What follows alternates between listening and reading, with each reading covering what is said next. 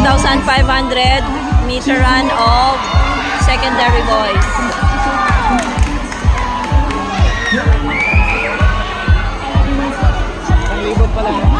May tatlo pa.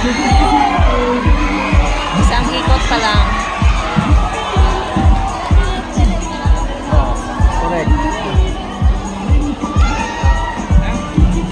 Unit 4 man doon nangunguna, no? Unit 4 the Daiwa. Unang nangunguna.